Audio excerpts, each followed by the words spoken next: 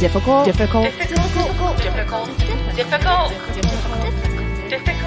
Women. We're back, baby. Hey. Woo.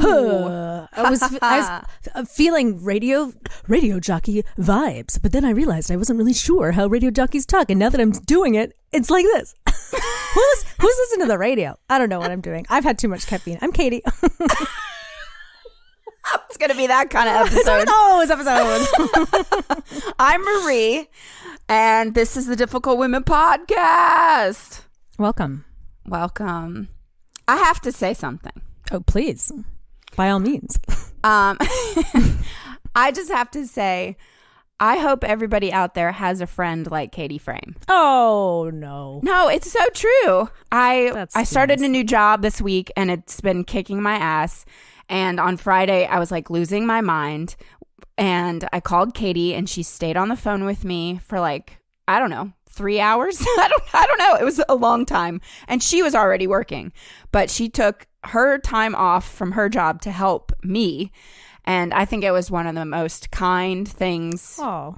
It was very sweet of you. Well, and I don't know what I did to get so lucky to have you as a friend. No, that's too nice. It's so true. Oh, well, for you to drop everything to be like, let me walk you through how to use Premiere. No, I mean, this editing software. I believe in you, babe, I don't know. and I want to help you do whatever you need to do. Well, thank you. I was really touched by that, and well, I hope everybody has a Katie Frame in their life because I hope everyone has a Marie Cecile Anderson. Oh, yeah! I'll just get you high and sit exactly around in inner tube in a river.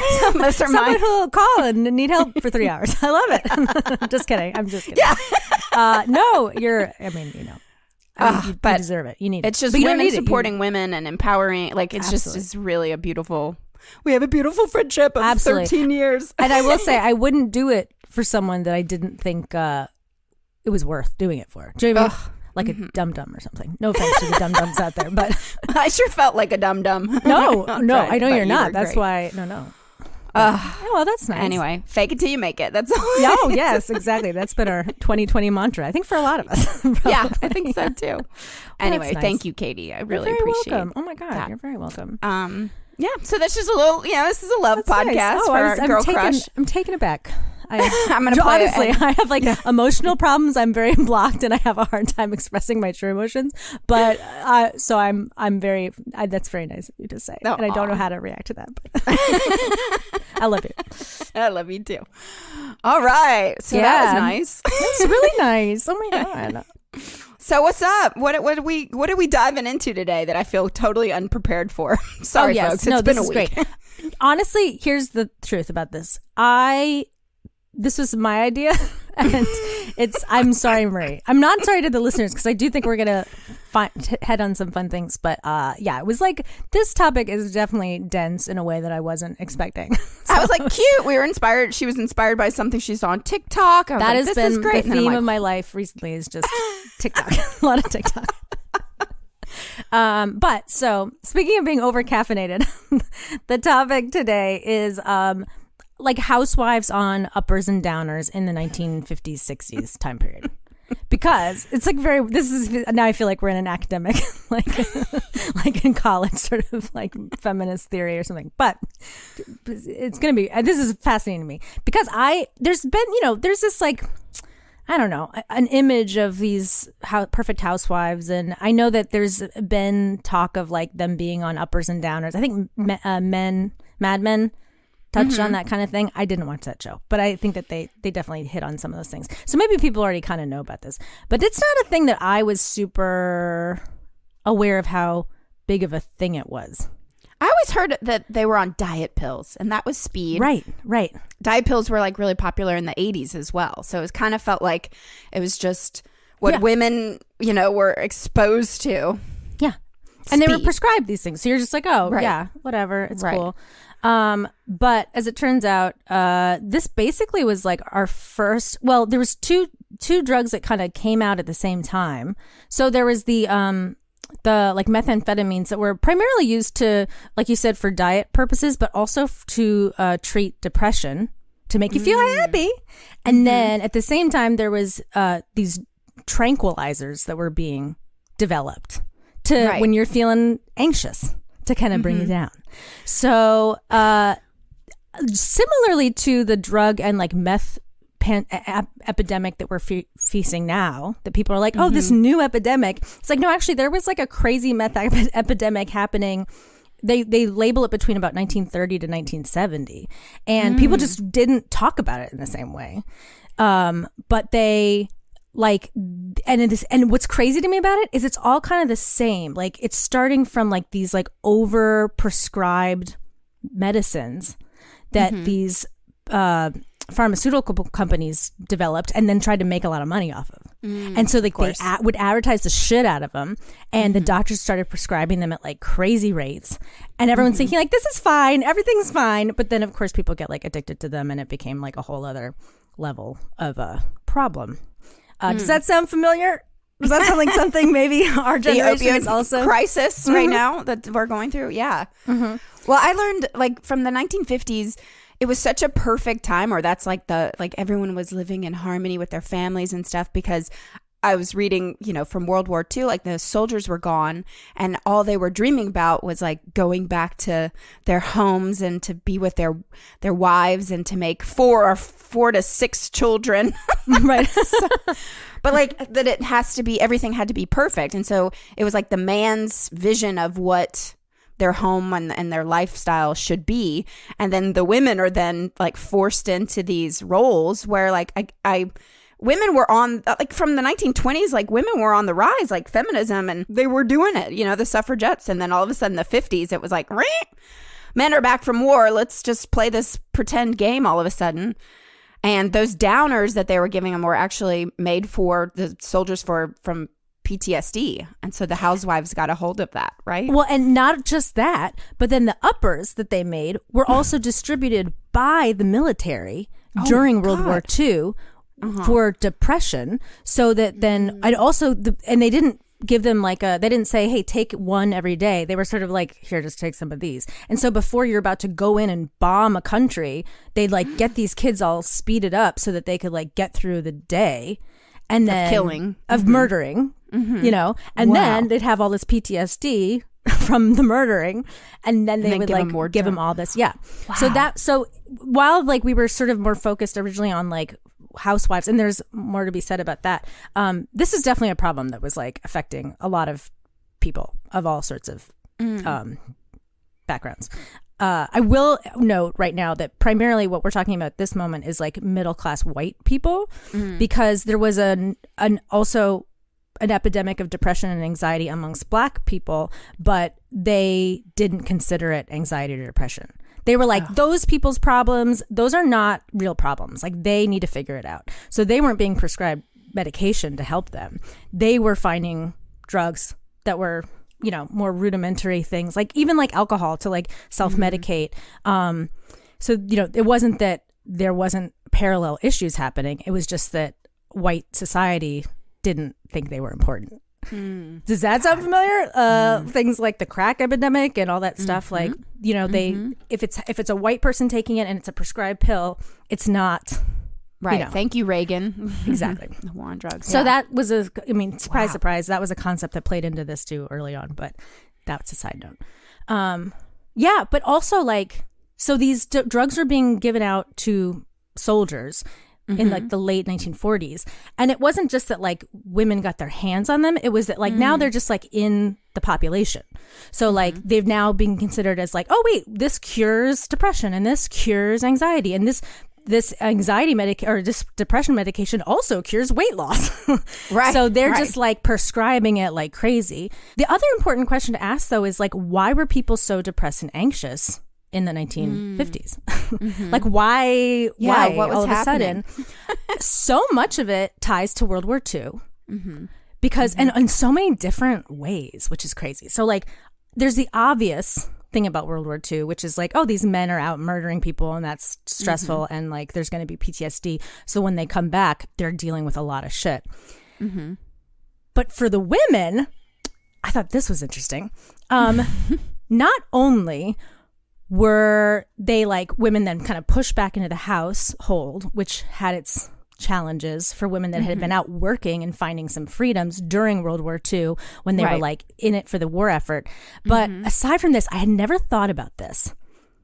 And it made me sort of think about marriage for our generation in a different way. But after World War II, there was like less young men of marrying age because they had all died in World War II. Interesting.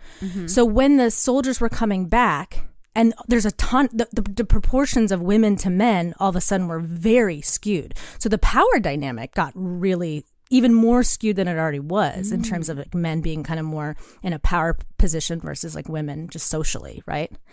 So women were like desperate to get married. Like there was so much pressure on women to find a man because it was harder to find one. Oh my God. God. So women would like, and again, I mean, I'm sure this was happening on in lots of different levels, but certainly like middle class white women, and these are like the young ones, like 17, 18, just, you know, in that age range after the war. A lot of them were going to college to find a husband, and everyone was like racing the clock to find available men. And divorce wasn't a thing as much anyway. So it wasn't like you try to wait it out for the divorce guys or whatever. It was more like, we got to do this now. So it forced women's hand to get married at a much younger age. And when they didn't want to they didn't like women. It wasn't like young women wanted to be married that early. Like they wanted to live their life because they knew once they got married, that was kind of it for their freedoms and stuff. And prior to the war, women were getting married at earlier or later ages. And there's this boom in the 50s of like people, and the story around it is that like women just really were excited to get married. So women were getting married at a younger age. And that's not true. Oh. So I just and then the women that didn't get married, like this whole idea of an old maid and all this stuff, because like, I don't know, like that they didn't have an opportunity really because they had to race the clock to catch whatever alive man they could find.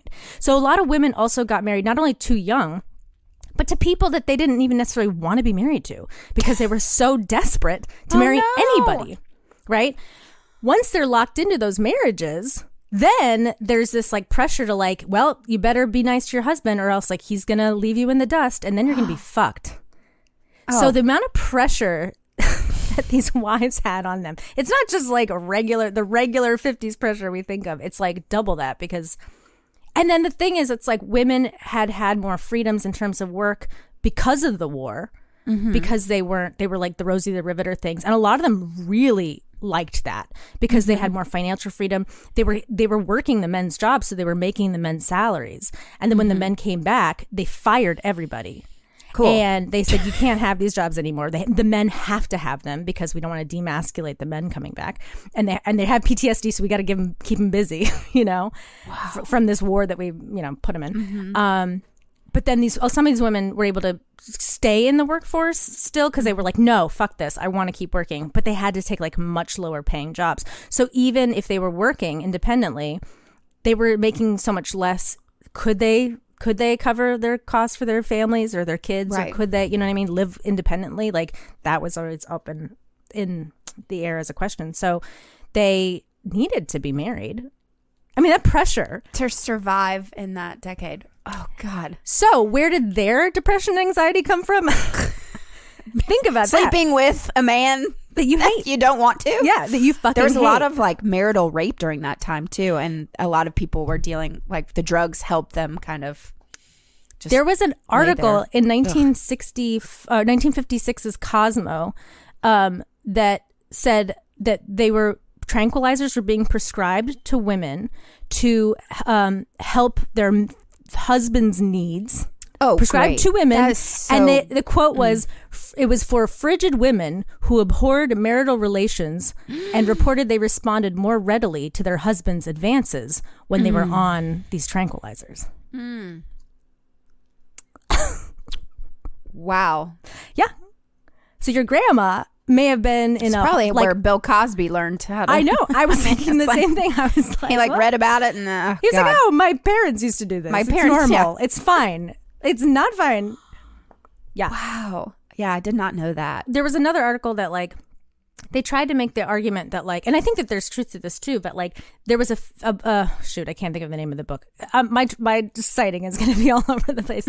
I know. The Feminine Mystique, which was made in the 70s, talks about like how this force of women being kind of forced back into the home was what was causing these women's depression and anxiety and all that. And then this article came out, written by a man, of course, which some of what he was saying is also interesting and worth thinking about, and that's why this is such a layered thing. But they interviewed 35 British women. I don't think that's like a big enough case study, but that's fine. And they were like, why were you depressed during the 50s? And their reasons were, he was making the argument that sometimes the reason was just like childhood trauma and also the trauma from the war, right? So even if you weren't in war as a young person, especially in England where like they were also being bombed versus the United States where we weren't, that PTSD like definitely caused a lot of like depression. And it wasn't just because raising children made them depressed. So that was the argument that the feminist mystique was trying to make, that like just a woman being just a housewife was going to make her depressed. And this guy's like, well, that's not necessarily true because some people loved being housewives. But the other reason that people were depressed in this 35 British women section of people interviewed was that their husbands were terrible to them. And I'm like, oh yeah, well, isn't that part of the thing that the feminists have been saying, is that like, that, you know, part of the whole societal issue here was that there was this expectation that you like serviced your husband. And everything you did was for your husband. And even down to the Rosie the Riveter stuff, it's like women being used to service men's needs. When the men are at war, you got to help out the boys and go to work. Well, the men are back, you know, the boys are back. You got to leave your job so the boys can have the job. And now you have to go home and be the perfect housewife for your man. There's There's no sense that like they're humans or individual people, you know. My grandparents' dynamic was always so fascinating because my grandmother did keep that like 1950s housewife facade the whole time they were together. And I don't know if that's where my like angry feminism comes from, because like that's just what I grew up with and watched. And like, he expected so much of her, and she would do it, and like she was so happy about it. But I just remember at such a young age being confused about the dynamic of that. And I'm sure equal. No, never. I mean, and my grandfather would just sit there and just expect, happy hour and the hors d'oeuvres and then when dinner, and my grandmother would never sit down at dinner. She'd always be like up and about, like flittering around, like trying to make sure everyone's. He was fine. Yeah. Yeah. He was fine. And the family was and fine. The children and like, are fine. Yeah. So that dynamic that's a lot is still of pressure. Yeah. And it's not to say some women maybe thrive in that. I don't know. But like, I think overall, any woman needs to like be seen as an individual that has needs also. And that just was not happening, you know. And I don't think it was happening much prior to that either. But this is sort of another interesting layer to all this. Oh, I love it. Even more, whatever. But the other question is like, why was there like such an awareness around depression and anxiety all of a sudden within the household in the 50s? And yes, definitely World War II is part of it, but there's been other wars and things in the past. And this one article that I read that I then fully erased and then can't find again, so I can't cite it, talked about how in the that's how I roll. In the 50s or whatever, right? When you had a family unit, the men and the women both needed each other very badly because like for survival, it was like, you're gonna work on this farm and you're gonna like, you both have to work in the field and like till the crops. You're both out there. She might come home and make some like dinner, but the man's gonna go and chop wood and make sure the fire gets started. And then they're gonna have a shit ton of babies so that the babies can work on the farm and that they can like survive, like just to live. So the amount of work, they just were working all the time. There wasn't like, I'm not saying they were or were not depressed, but there was not even time to think about depression because, but also they were equal. They were equally working very hard and equally, and there's some, male, female roles, but mostly it was like, we just got to get this shit done. If you're better at chopping the wood, you chop the wood and I just think that was more of the dynamic. fast forward to like the 1950s, all of a sudden like technology, remember like there's all those like videos of 1950s, like the future is upon us. And there's like, you know, an oven and like this vacuum cleaner and like a blender and all these things that make the household chores quote unquote easier to do. Mm-hmm. Which isn't to say that these women didn't have a million things to still do to keep their family happy. But it was a little less, you're not working for survival in the same way. You know what I'm saying? It's not like your day-to-day tasks have to do with like life or death. The men's jobs equally became less important in terms of survival, right? Now they're working in advertising agencies. Now they're working for consumerism. Consumerism is becoming a big thing. Capitalism is becoming a bigger and bigger thing. Buy a big house, buy this, buy that. You know, that was sort of like becoming the center of like society and life, which is like kind of shallow and again, not based on need. It's based on kind of like extras. So like the women's job became less important overall because it was like, oh, just make me a steak and you can just throw it in the microwave. Like, what's the big deal? You know? Mm-hmm. So they were feeling devalued.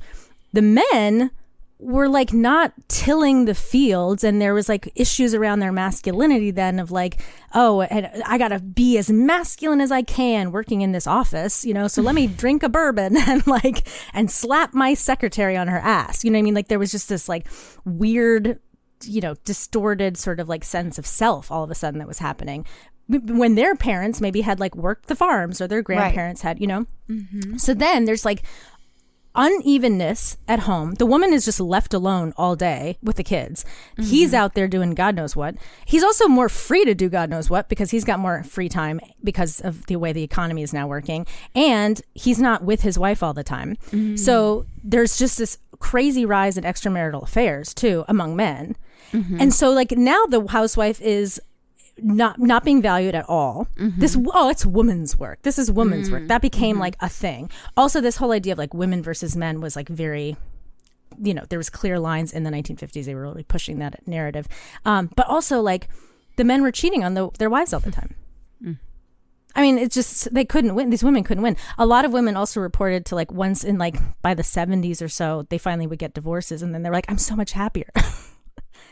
Then they weren't as depressed anymore. And you're like, yeah. So anyway, I just thought that was interesting that like, sorry, that was a lot. But like idea that like with the way the economy and society affects our family units and how we are equal or not equal as men and women even. Mm-hmm. Well, I think advertising during that time really was pushing the American dream and like the propaganda that then was detrimental to society. Detrimental. Yeah. Like the ads of the 1950s, like the wording of even just like the drugs. I was reading, let me see. For when she's ushered by temptation. That was for one of the uppers. For the patient who is all flesh and no willpower.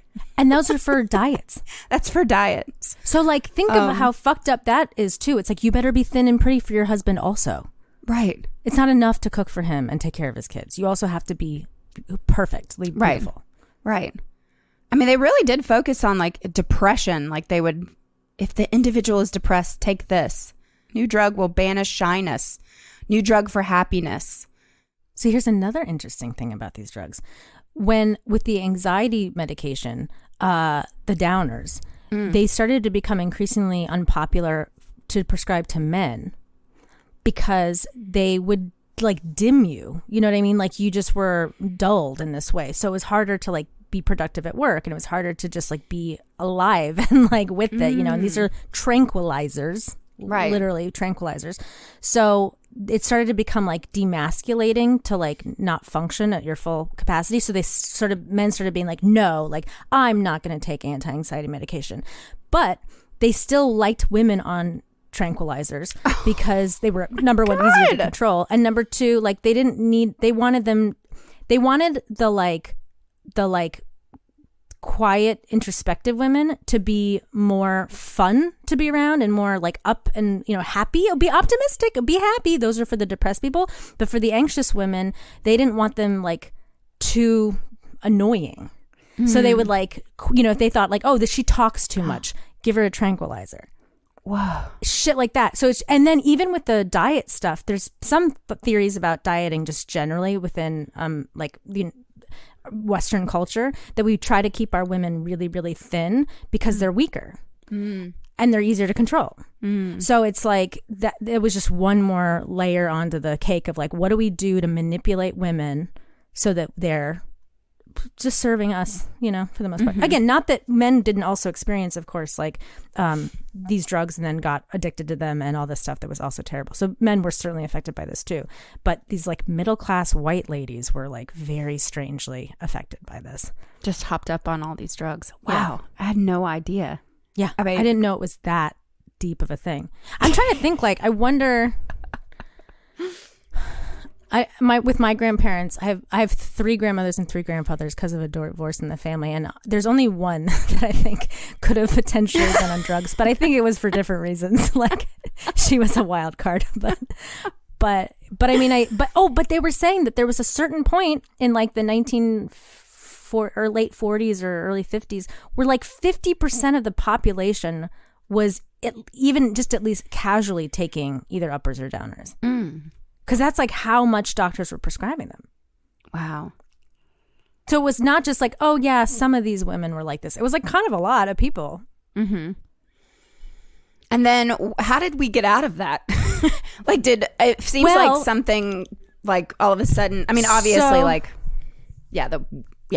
Yes, that's what happened in history. So we did kind of get out of it briefly, like in the 70s and 80s, sort of, because of the crackdown on like drugs, right? But they and as the government does, they didn't want to blame the pharmaceutical companies, who were like the people that were causing the problem. Right. They were responsible for this problem, but the government's seeing like, okay, this is becoming an issue. Like there's psychosis that comes with some of these drugs. There's obviously addiction that comes with them. Even some of them that were prescribed, the people would like overdose on a prescription, and you're wait, but that shouldn't be what happens to you when you're trying to, lose weight or deal with your anxiety. But it was happening. So, and people were just abusing them, and they couldn't stop because they were addictive. So the government finally had to step in, so we didn't like all die of, overdoses or whatever. And because all of this, by the way, was totally legal. Some of it was over the counter for a long time. So the government then had to say, okay, we need to crack down on this like speed epidemic. But then they villainized the Black community, and they were focused, mostly this war on drugs, and we know this from the 80s, was focused on the like, crack addicts and speed addicts and things like that were, mostly Black and, well, mostly Black people. So they would like villainize those people, but then we're able to secretly like openly villainize them, but then secretly put more restrictions on the speed, basically. Right. What they didn't acknowledge was that even the speed that was bought on the streets, like quote unquote illegally, like not prescribed and taken by Black people, was like 90% of it was prescription medication that was just being passed around. So it was still the pharmaceutical company's fault. It wasn't like just speed that someone's making in their garage or whatever. That wasn't the primary thing that was being abused. It was still pharmaceuticals. So there's never really been enough like repercussions for the pharmaceutical companies and for the doctors that push it, and the pharmaceutical companies in terms also like the level of advertisement for which they push these drugs that like they increasingly know are not okay to take at the way that at the levels that they're being taken, but they're making a lot of money, so they don't want to like stop. And we talk about this all the time in like the government and stuff, but like these giant companies that have their hand in the pocket of these legal, of the governmental employees or government, our representatives, that it's insane. Like, and it's still happening. So like, so there was a crackdown on this stuff in the 70s and 80s and even kind of into the 90s, but then we started having this like whole other opioid epidemic. Same thing, same fucking problem. Pharmaceutical companies over pushing medicines, doctors over prescribing, and nobody's doing no regulations to really stop it in a real way, and instead making the scapegoat the Black community and putting those people in jail. But the moms, the soccer moms, no, they don't go to jail. Right.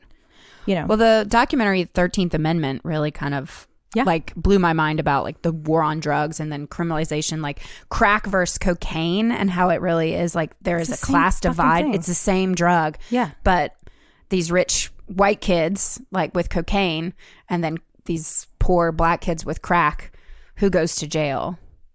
And same with like a prescribed pill. Right. It's the same fucking thing as meth. It's methamphetamine.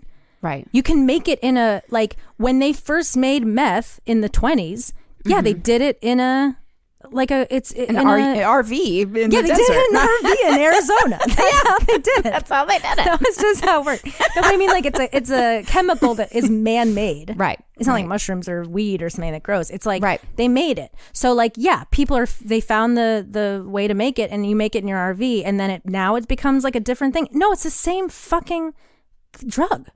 Just because you make it in an RV or you make it in a lab, it's the same fucking drug. I can make bread in my house, or I can make bread in a factory. Still fucking bread. You know?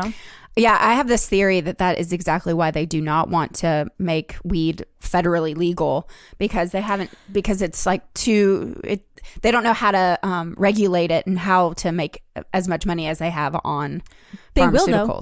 And it's happening, and they will, and it's going to happen. But the thing is, it's like, even and this is something that we're all aware of, I think, or hopefully we're all aware of at this point. But like, now that these states are making weed legal, we need to release all the prisoners that are in prison for weed violations. Totally. Why are those people still in there? And the reason why they're still in there, and this is a whole other conversation, but it's the prison complex. It's like all privatized, and they make money for having people in prisons. Guess what? You know who else makes money from having people in prisons? The states and stuff. So you can use a prisoner to put out the wildfires in California and pay them like 5 cents or something crazy. Right. It's slave labor. I mean, that's what the 13th is about, that movie. But because like slavery is like alive and well in the United States. It's just taking a different form. But it is connected to all of this because it stems from these pharmaceutical companies. So much of that is like from the pharmaceutical companies and villainizing black drug users versus villainizing white women drug users. When it's kind of the same thing. Right. Also, by the way, even weed stuff, like moms will be like token, like white moms, soccer moms, whatever, no big deal. They don't get arrested. They don't go to jail. Right. You never see that. An upper middle class white woman smoking weed, she's not going to jail. Right. She could be selling it. Yeah. You know what I mean? I bet she could probably be like, show about that. Yeah. Yeah. Yeah. They made a movie. They made a fucking show about it. I mean, that show must make people furious. I never thought much about it, but we should. I mean, there is such a double standard. Right. That's a whole other conversation, though. That's not even just our like women being manipulated by drugs to keep their men happy. That's like another level of like issues with drugs. And it makes you rethink, like, because I was thinking before, as I was researching this stuff, I was like, drugs, like, I don't really know a lot about drugs. And I was like, well, I guess like weed and mushrooms. I'm like, those are not drugs. I'm sorry. They're just not in the same way. And they want to put that in the umbrella term drugs. Like, no, my mom definitely is like, oh, weed, drugs. I'm like, it is not the same thing. Right. It's not the same thing. It's not. Yeah. My parents always are like, well, it's just different. It's a different strand nowadays. And I'm like, no. I think it's probably better, actually. And even if it's probably, but even if it's like stronger, like it's not like, it's just not the same. Right. It's not. People don't, it's not. And I'm not saying people should just be like, we are certainly finding out more and more that like there are side effects to weed that can be not so great for people if you're smoking it like all day, every day, totally. As people do. But like with anything though, right? Like you don't want to eat broccoli like only all day, every day, because you'll just start like shitting your body out of your body. Like it's going to be bad. So, but like, and some people also abuse like, mushrooms and things like that, but then they're also finding ways to do things. I don't know. Like microdosing. I love it. Yeah. I mean, that's what I was gonna say. Is microdosing. I've tried, and I always take too much. It's always a mistake. So microdosing. Well, we will in the future do let's legalize marijuana episode. We definitely need to do that. we got to toke up first to discuss, but we'll never get through the episode. I know. I won't. I like drooling. Like But anyway. Ask your grandma if she's still alive. See like what her experience. I mean, or don't. I don't know. Maybe she won't talk about it. But I mean, I hate to now be like, because we did it last week too. But just There's on TikTok, this woman is trending because she had found this diary at a thrift store from 1957, and it's a 50s housewife's diary. And it's been entered like every day. She kind of like shares what the woman has written, and like the woman is severely depressed, and she talks about her depression, and she talks about the pills that she's taking. And one of the things was like September 24th, like I just ate all day. It's really sad, but it's called, if you want to check it out, it's called Otherworld Design, and it is just really interesting to read another person's diary. The woman has obviously passed, but the woman who found the diary at the thrift store has actually gone to somewhere in Kansas, actually, where this woman was from, Nellie, and so she went to her grave and paid respects to her. I don't know. It's just fascinating. Yeah, and I think that's again, like, I think that we need to be aware that, like, you know, things were bad for white women in the 50s, but they were like worse for black women, and that's totally true. But also, like, you know, there's a lot of suffering happening in the 50s that nobody wants to talk about, like kind of among everybody, like, because everyone's also trying to be these perfect things within the middle class white community, and then there was so much racism for the black community. So like I feel for God, I just like, and it's funny too when I think about like my parents' generation's views on depression and anxiety. It's like kind of just like, get over it. Just move, you know, what's the big deal? And I think that was sort of part of the drug thing too. It's like, oh, you're depressed? Here, just take these medications and don't talk about it. Don't talk about it, you know? And that was how they were taught to raise children during that time too. They like wouldn't really discipline as much. It was more of that, like Freud, they were just like allowing them to experience life, but it was just like checking out. Everyone was, everybody checked out basically. Yeah. It's just really sad. And then also, like, if your parents or your grandparents, depending on how old you are when you're listening to this, if they were kind of like not fully the best mental health state, it's also probably because their parents were not doing well. You know what I mean? So like, there's just like a lot of trauma. Well, heaven forbid you talked about going to therapy.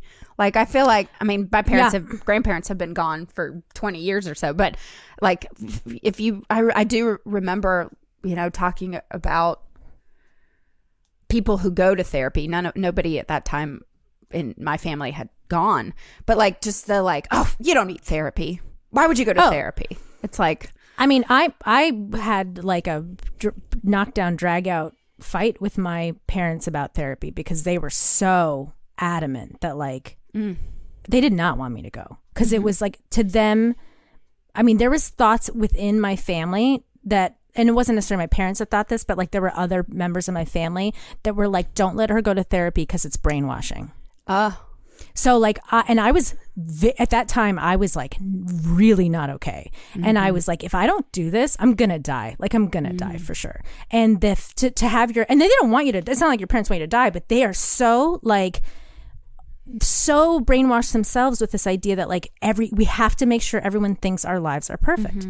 We have to make sure, like, only crazy people go to therapy, only people that are like severely mentally ill. And I'm like, well, hello. Like, you know, right.